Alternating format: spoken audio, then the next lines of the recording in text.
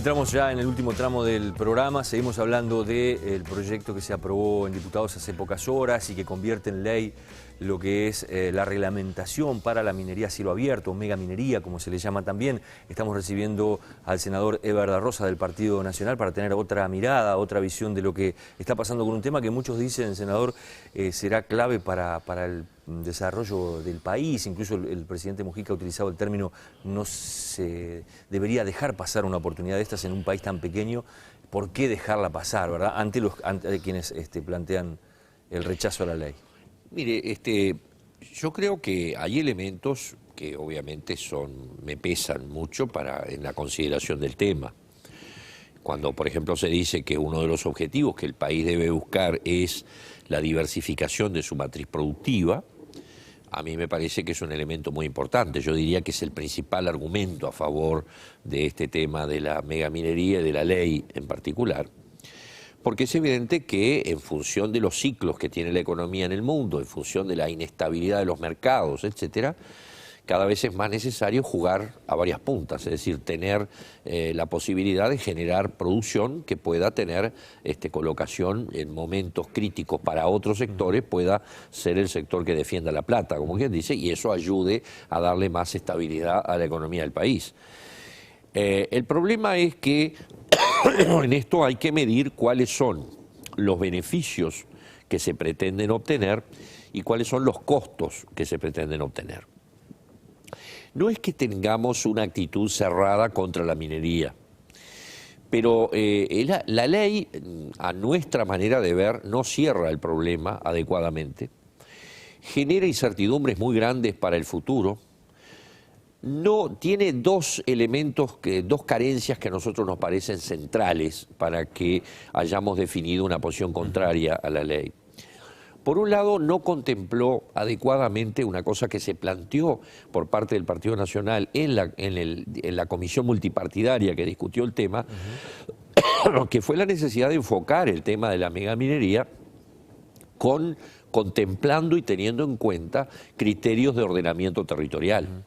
Es decir, no es lo mismo ir a explotar una extensión de minería en una zona de producción intensa que hacerlo en una zona, en un cerro o en un lugar donde la producción es limitada y la concentración de mineral es bastante más intensa, bastante mayor. De cualquier manera, las zonas, por ejemplo, si se habla del proyecto que ha sido la bandera un poco de los proyectos de megaminería que ha sido el de Aratiri, ya está bastante claro dónde se va, en qué zona se va a trabajar, ¿verdad? Claro, pero la ley no establece en ese sentido específicamente en qué lugares o qué zonas son los que el Estado permite que se hagan las explotaciones.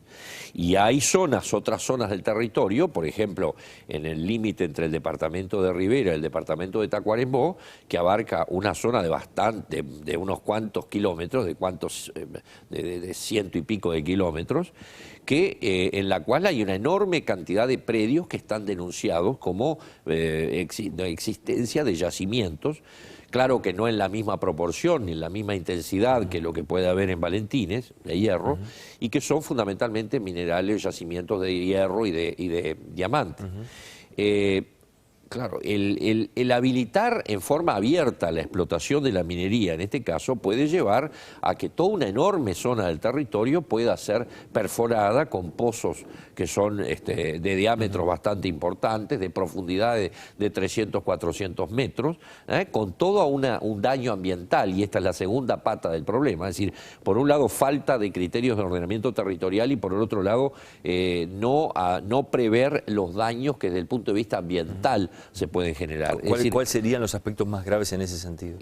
La existencia, por ejemplo, de la posibilidad de que en extensos territorios se puedan hacer perforaciones, pozos, etcétera, que van a generar daños increíbles, impresionantes desde el punto de vista ambiental, y que va a pasar, como alguien reconoció, 80, 90 años para que pueda el agua de la lluvia, como dijo un técnico, pueda llenar los pozos y que puedan tener una utilidad para otra cosa, para algún tipo de explotación turística. Así se dice que en una comisión incluso del Parlamento, un representante de Aratirí habría dicho que podría llevar eso de 50 a 80 años, llenar esas perforaciones, esas minas a cielo abierto con agua de lluvia. lluvia. ¿Es así? ¿Se manejó eso en el Parlamento? Eso se ha manejado y eso fue denunciado en el Senado cuando se debatió y se discutió el tema.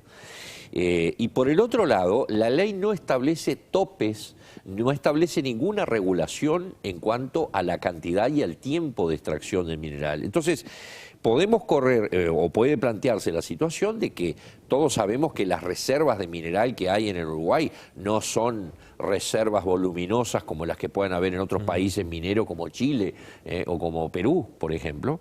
Y entonces tendríamos el enorme riesgo de que la explotación se hiciera en la medida en que se haga en forma masiva, buscando la empresa obviamente tener, o las empresas, la mayor rentabilidad, la mayor retorno posible de la inversión de capital que realizan, podría traer como consecuencia eso que lo que en un plazo de 15, 20 años se termine de extraer el mineral o la cantidad de minerales que existen eventualmente en esos yacimientos, que repito, están bastante esparcidos o bastante diseminados y que no tienen, digamos, una gran concentración de mineral. Entonces usted corre el riesgo de que en una explotación que le puede asegurar al país ingresos en los próximos 15, 20 años, genere otro tipo de problemas desde el punto de vista ambiental y desde el punto de vista de la producción, de otros tipos de producción que tiene el país en procesos de 80, 90 años. Entonces me parece que hay que medir muy bien cuáles son los pros y cuáles son los contras, cuál es la ecuación al final y cuáles son los resultados que le convengan y le sirvan al país. ¿Cómo explica la oposición que haber firmado un documento después que una comisión analizó el tema y después terminar no votando? No, tiene una explicación muy sencilla, porque usted firmó un documento base, pero no firmó el proyecto de ley. Firmó un documento con una serie de bases, de elementos que se acordaron como elementos rectores u orientadores de lo que iba a ser un proyecto de ley. Es decir, el proyecto no el problema es que el proyecto de ley tiene muchos de los aspectos que fueron acordados, que fueron negociados en ese acuerdo, pero también tiene otros aspectos que no fueron acordados y tiene carencias de aspectos que fueron planteados en esa mesa multipartidaria y que no fueron incluidos dentro del proyecto de ley. Por ejemplo, el tema del ordenamiento territorial. Entonces, ahora también tenemos el problema de que la ley de ordenamiento territorial, la 18.308, plantea que los gobiernos departamentales pueden establecer o deben establecer directrices o planes de ordenamiento territorial en sus respectivos territorios.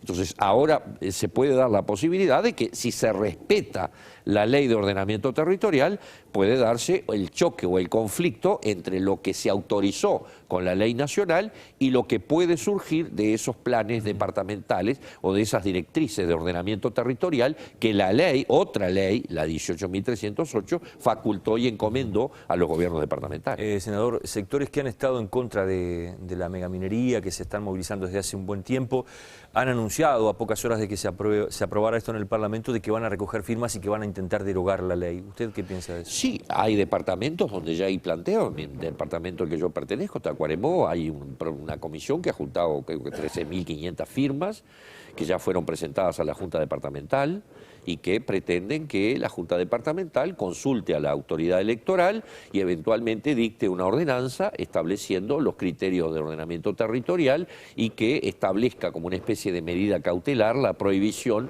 de la instalación o del desarrollo de determinado tipo de actividades que puedan dañar o afectar el medio ambiente. Aunque Tacuarembó no estaría afectado en este proyecto, básicamente.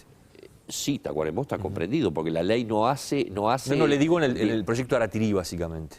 El proyecto Aratirí no, pero la ley no habla del proyecto Aratirí, la ley habla en general de todo el territorio nacional. O sea, acá no hay, por más que todos sabemos que el objetivo de la ley apunta al tema Aratirí, la ley en ningún momento establece en tal zona del territorio se habilitará tal tipo de explotación o en tales zonas del territorio no, es decir, la ley es genérica para todo el territorio, de manera que en todos los lugares donde se han producido denuncias de existencia de minerales en el subsuelo están comprendidos o están abarcados por esta ley. ¿Ustedes acompañarían una recolección de firmas y un referéndum de estas características como están planteando los activistas? Mire, habría que estudiarlo y habría que pensarlo. hay cosas, hay aspectos. A nosotros lo que nos importa fundamentalmente es establecer que se respete en la ley dos elementos que para nosotros son claves. Un criterio de ordenamiento territorial que establece o preserve la tranquilidad y la estabilidad de algunos tipos de producción que están generando riqueza para el país y que no pueden verse afectados por este tipo de actividades, y por el otro lado, aspectos que regulen o preserven el tema del medio ambiente, ¿ya? Y que establezca una regulación o un tope a la explotación. Naturalmente que eso va contra los intereses de la empresa inversora, porque la empresa generalmente va a querer tener lo más rápidamente posible el retorno de su inversión. Algunos legisladores de la oposición plantearon también en la discusión del proyecto en el Parlamento, en las dos cámaras, el tema de la exoneración de impuestos. Diciendo que, bueno, que cuando se firmó el documento entre todos los sectores políticos se había acordado no exonerar ningún tipo de impuesto al proyecto, por ejemplo, de Aratirí. ¿Es verdad eso? Sí, se habían establecido ciertos criterios que buscaban mejorar la recaudación del Estado.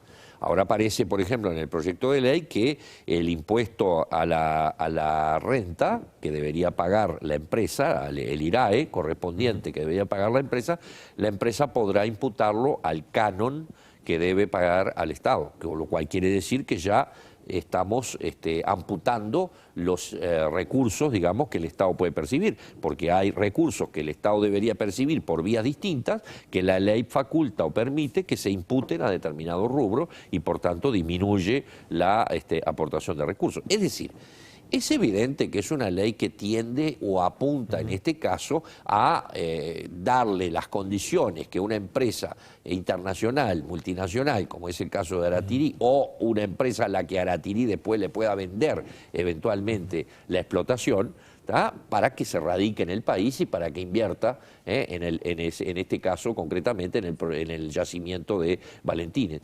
Ahora, en la medida en que la ley no establece criterios territoriales, ni habla en nombre propio de ningún tipo de explotación, la ley se refiere en general a todo el país. Y eso genera un marco de incertidumbre que hace que, bueno, gente en Tacuarembó esté preocupada juntando firmas.